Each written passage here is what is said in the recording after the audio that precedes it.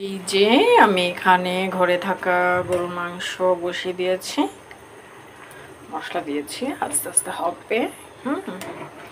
তেল দিয়েছি, এটাতে দিয়েছি গরুর মাংস, গরু গোস্ত যেটাকে বলো, মানে বড় বড় টুকরো টুকরো এখানে দেখতে অড লাগছে। এই যে বড় টুকরো আস্ত দিয়ে দিয়েছি, এগুলো আস্তে আস্তে হবে, মানে এক পিস খেলেই যথেষ্ট। তারপর দিব পেঁয়াজ, রসুন, আদা বাটা, সব শেষ। ওকে, আস্তে আস্তে হতে থাক, ঢেকে দিই। এই যে আস্তে একটা রসুন দিয়ে দিচ্ছি। আচ্ছা, টমেটো অ্যাড করে দেব, ঢেকে দিই। টমেটো দিয়ে দেবো এটাতে। আর তোমাদের আরেকটা টিপস বলি, আমরা যখন গরুর মাংস, গরু গোস্ত যেটাই বলো রান্না করি, অনেক সময় দেখা যায় আমাদের ঘরে আদা থাকে না। আদা নিয়ে আসলেও আদা কিন্তু সহজে নষ্ট হয়ে যায়। তো আমরা সেই সময় কী করবো, আমরা যদি টমেটো ইউজ করি গরুর মাংসে, খাসির মাংসে, তাহলে আদা না দিলেও কিন্তু চলে। ওকে, বুঝতে হবে। তো এই যে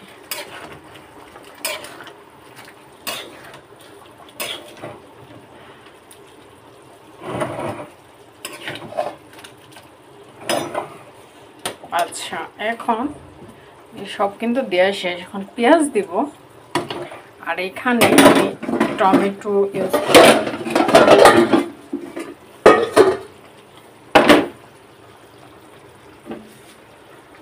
দেখেছো এখানে কতগুলো টমেটো কেটে নিয়েছি।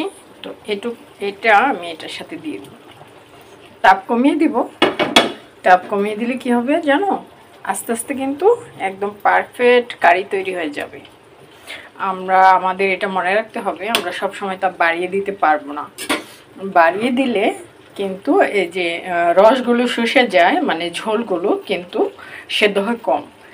আর এখানটায় কি করব, আস্তে করে তাপ কমিয়ে দেব। আস্তে করে কমিয়ে দিলে মনে করো মৃদু আছে হবে আস্তে আস্তে।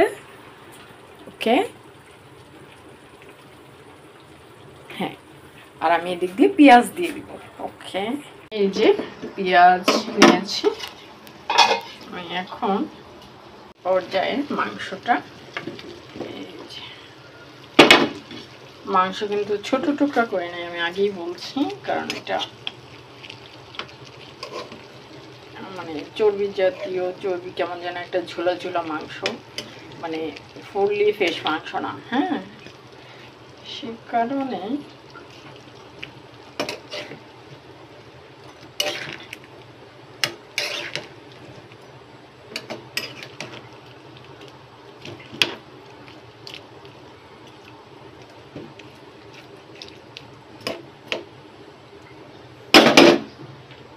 আচ্ছা, এটা আস্তে আস্তে হতে থাক। কি কালারফুল লাগছে দেখো, আস্তে হবে, মৃদু আছে। এই যে দেখো এই অবস্থা, আস্তে আস্তে হবে, আল্লাহরা দিব না। আর এখানে হচ্ছে এই যে মাংসের তরকারি হতে থাকবে। তো এই যে আমি কিন্তু, হ্যাঁ, পেঁয়াজগুলো অলরেডি সিদ্ধ হয়ে গেছে, এটা এখনো সিদ্ধ হয় নাই।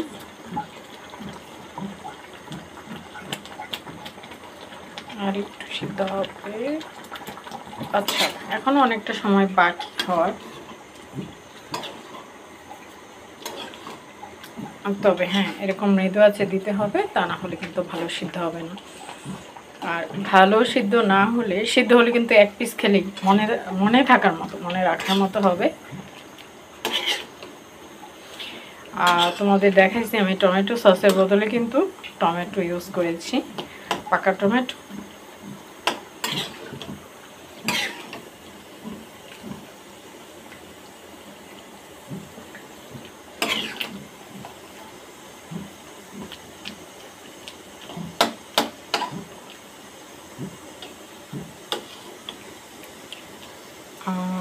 হ্যাঁ, এটা তুলে নিলে হয়, তুলে নেওয়া প্রয়োজন, গলে গেছে অলরেডি।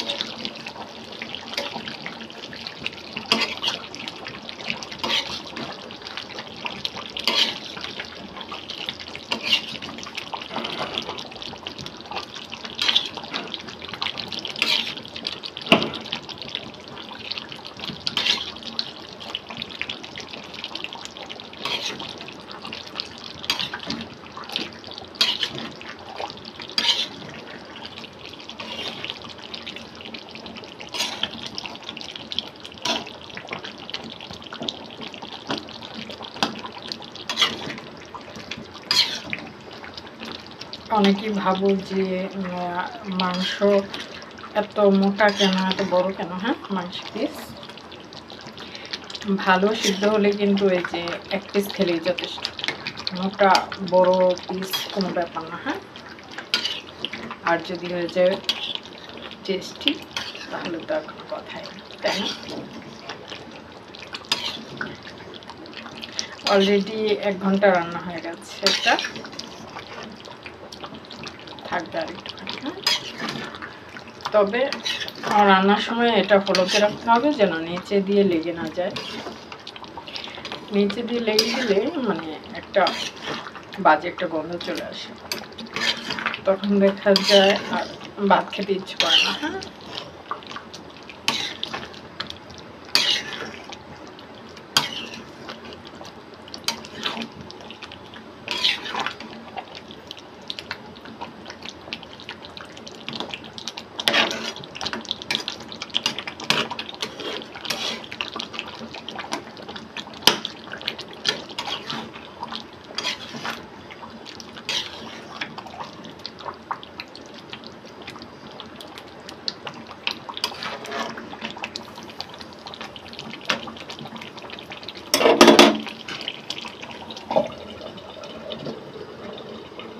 এই যে হচ্ছে আমার মাংস অল কমপ্লিট।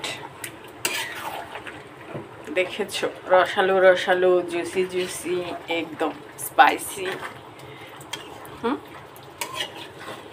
দেখলেই লোভ লাগছে। 1 পিস মাংস, 1 প্লেট ভাত, একদম ওকে। সাদা ভাত দিয়ে এই রান্নাটা ভীষণ টেস্ট।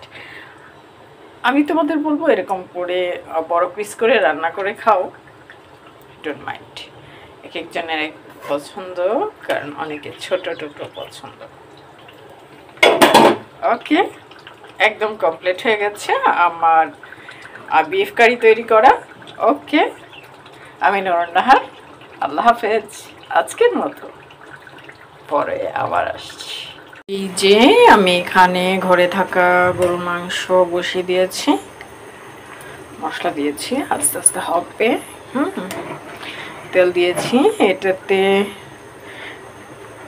দিয়েছি গরুর মাংস, গরু গোস্ত যেটাকে বলো, মানে বড় বড় টুকরো টুকরো এখানে, আর দেখতে অড লাগছে। এই যে বড় টুকরো আস্ত দিয়ে দিয়েছি, এগুলো আস্তে আস্তে হবে, 1 পিস খেলেই যথেষ্ট। তারপর দিব পেঁয়াজ, রসুন, আদা বাটা, সব শেষ। ওকে, আস্তে আস্তে হতে থাক, ঢেকে দিই। এই যে আজকে একটা রসুন দিয়ে দিচ্ছি। আচ্ছা, টমেটো অ্যাড করে দেব, ঢেকে দিই। টমেটো দিয়ে দেবো এটাতে। তোমাদের আরেকটা টিপস বলি, আমরা যখন গরুর মাংস, গরু গোস্ত যেটাই বলো রান্না করি, অনেক সময় দেখা যায় আমাদের ঘরে আদা থাকে না। আদা নিয়ে আসলেও আদা কিন্তু সহজে নষ্ট হয়ে যায়। তো আমরা সেই সময় কী করবো, আমরা যদি টমেটো ইউজ করি গরুর মাংসে, খাসির মাংসে, তাহলে আদা না দিলেও কিন্তু চলে। ওকে, বুঝতে হবে। তো এই যে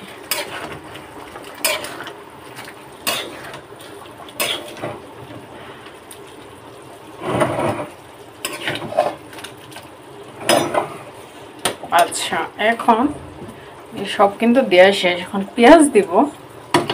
আর এখানে আমি টমেটো ইউজ করি।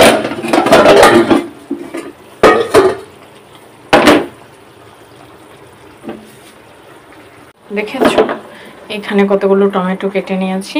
তো এটা আমি এটার সাথে দিয়ে দিব, তাপ কমিয়ে দিব। তাপ কমিয়ে দিলে কি হবে জানো, আস্তে আস্তে কিন্তু একদম পারফেক্ট কারি তৈরি হয়ে যাবে। আমাদের এটা মনে রাখতে হবে, আমরা সব সময় তাপ বাড়িয়ে দিতে পারবো না। বাড়িয়ে দিলে কিন্তু এই যে রসগুলো শুষে যায়, মানে ঝোলগুলো কিন্তু সেদ্ধ হয় কম।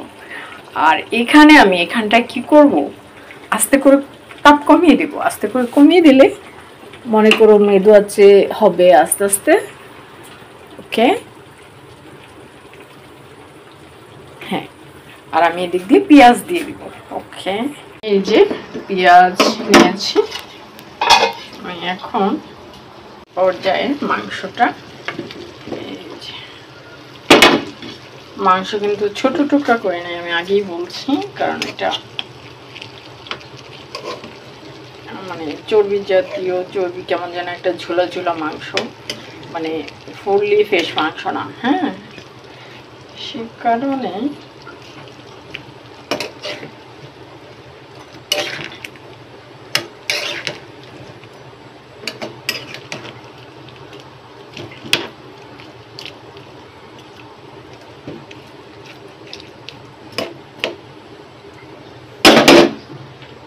আচ্ছা, এটা আস্তে আস্তে হতে থাক। কি কালারফুল লাগছে দেখো, আসতে হবে, মৃদু আছে। আমরা সহজে কিভাবে সবজি ভেজিটেবল দিয়ে মাছের ডিম রান্না করব সেটা দেখাচ্ছি। এখানে বেগুন নিয়েছি, কাঁচামরিচ, পেঁয়াজ, হলুদের গুঁড়া, মরিচের গুঁড়া, লবণ, তেল, সামান্য পানি নিয়েছি।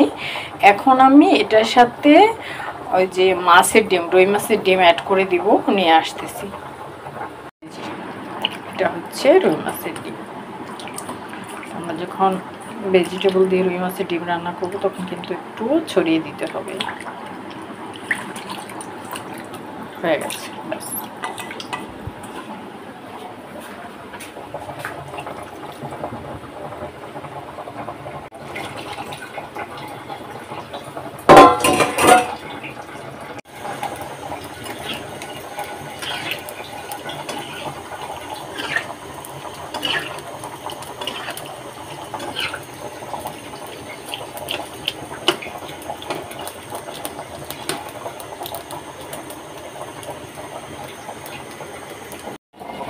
এই যে দেখো এই অবস্থা, আস্তে আস্তে হবে, আর লাড়া দিব না।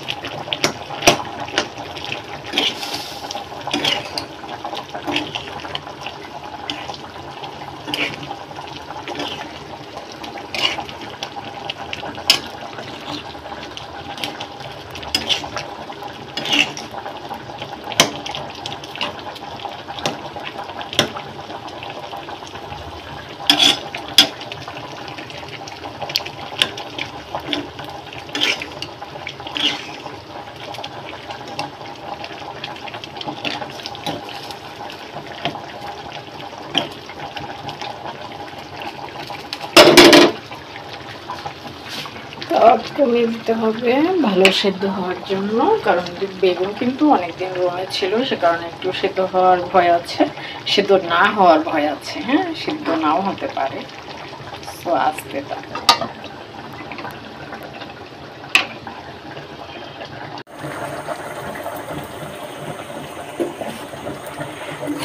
এই যে মাছের ডিম দিয়ে আমি কিন্তু এই যে একটু ঝোল টাইপের করে ফেলেছি, কারণ আজকে আমার কাছে মাছ নেই, সে কারণে এই রেসিপিটা তৈরি করা। আমি জানি না কেমন লাগবে, যাই হোক আমার মনে হয় ভালোই লাগবে। ঝাল কম দিচ্ছি। এখন আমি এটা তুলে নেব, হয়ে গেছে অলরেডি।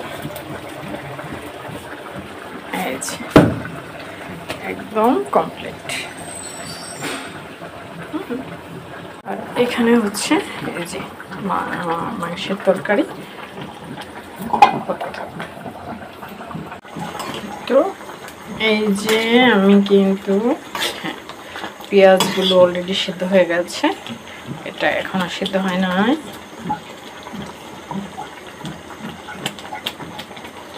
আর একটু সিদ্ধ হবে। আচ্ছা, এখনো অনেকটা সময় বাকি হয়,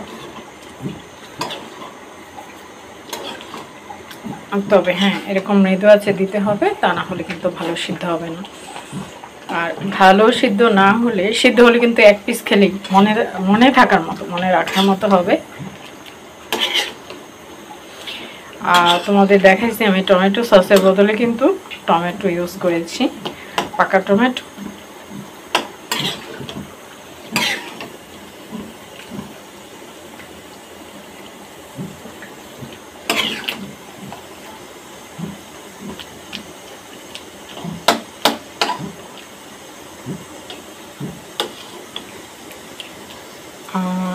হ্যাঁ, এটা তুলে নিলে হয়, তুলে নেওয়া প্রয়োজনে গলে গেছে অলরেডি।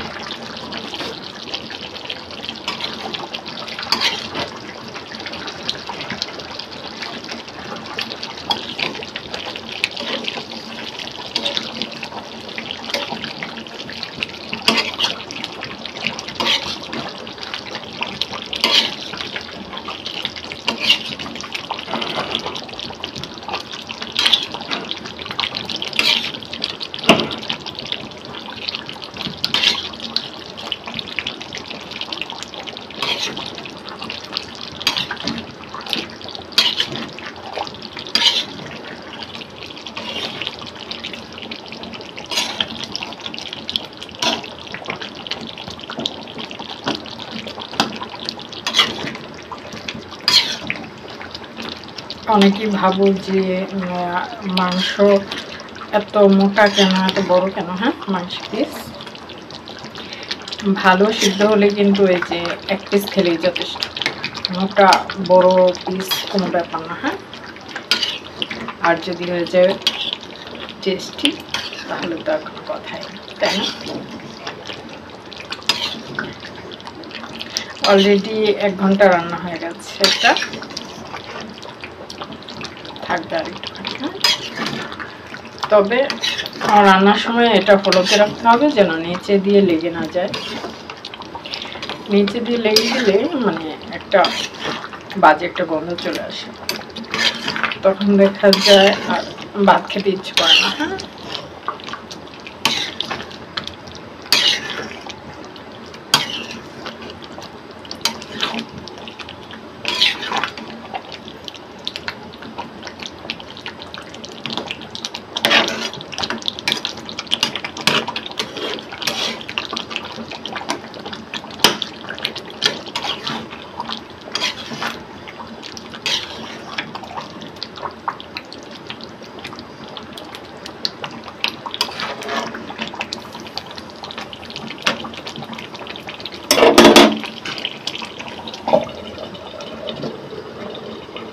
এই যে হচ্ছে আমার মাংস অল কমপ্লিট। দেখেছো, রসালো রসালো, জুসি জুসি, একদম স্পাইসি। দেখলেই লোভ লাগছে। 1 পিস মাংস, 1 প্লেট ভাত, একদম ওকে। সাদা ভাত দিয়ে এই রান্নাটা ভীষণ টেস্ট। আমি তোমাদের বলবো এরকম করে বড় পিস করে রান্না করে খাও, ডোন্ট মাইন্ড। এক একজনের এক পছন্দ, কারণ অনেকে ছোট টুকরো পছন্দ। ওকে, একদম কমপ্লিট হয়ে গেছে আমার বিফ কারি তৈরি করা। ওকে, আমি নুরুন নাহার, আল্লাহ হাফেজ আজকের মতো, পরে আবার আসছি।